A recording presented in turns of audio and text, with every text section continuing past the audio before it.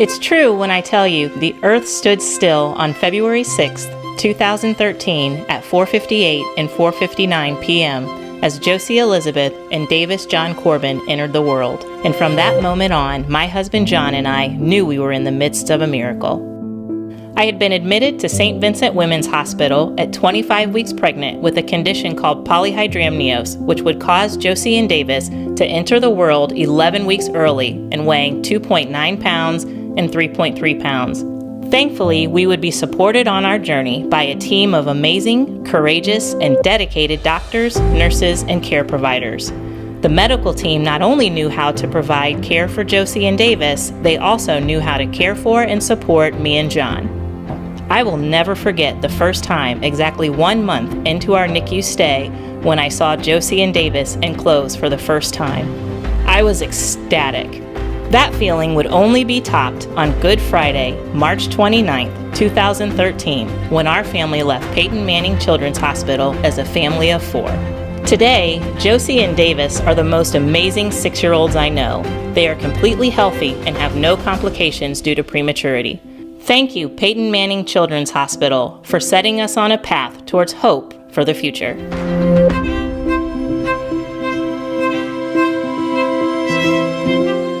After years of trying, our family was blessed with our sons Theodore and Thomas that were born at Peyton Manning Children's Hospital on January 14, 2014. They were 29 weeks, 2 days old. The boys were born early as Thomas was diagnosed with intrauterine growth restriction, which did not allow for adequate blood flow and nutrients during the pregnancy.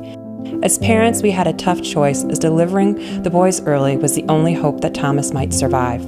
Thomas weighed only a little over a pound at birth, but did incredibly well initially. He was the first son we were able to hold and bathe, moments we will always cherish. Theo, who was over 3 pounds at birth, struggled initially with fluid in his lungs, but thanks to the quick reaction and care by the staff, he thrived and we were able to bring him home at the end of March. At about a month into Thomas's NICU stay, he developed necrotizing enterocolitis. This is a common infection in preemies, and it caused him to pass away on June 12, 2014. The staff, doctors, respiratory therapists, and nurses became a second family during our roller coaster stay. The nurses treated our sons with great respect and love, documenting milestones with pictures and artwork. One of our nurses made both the boys special blankets, and our son Theo at age 5 still sleeps with his every night. The staff was there for all the ups and downs we experienced as first-time parents. They celebrated when we were able to take Theo home and also worked relentlessly to try to save Thomas. On the night Thomas passed, his primary nurse was not there, but rushed to the hospital when she heard to be with us. We will always be grateful to the caregivers and staff at Peyton Manning Children's Hospital for the care our sons received.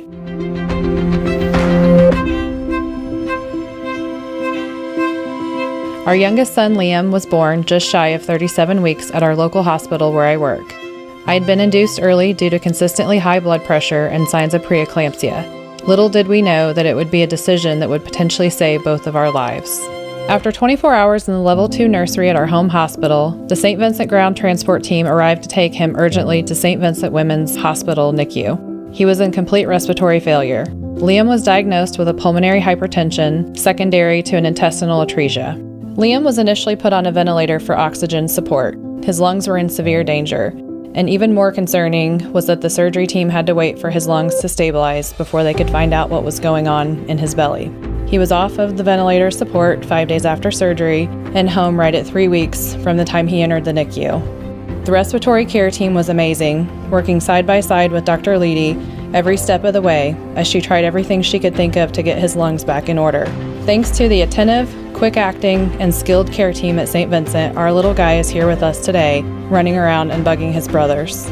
We are forever grateful and humbled by the care, love, and overall support that we received from St. Vincent during our time there. St. Vincent will forever be in our memories and our hearts.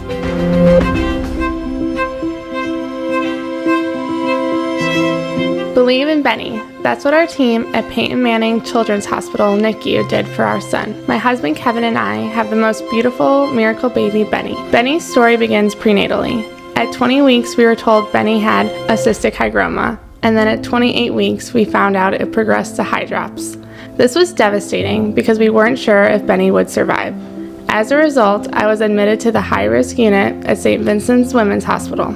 After 10 days on the high-risk unit, Benny was born at 29 weeks and 2 days gestation. After 2 weeks, the team felt that Benny was strong enough that I could hold him for the first time, which meant the world to me.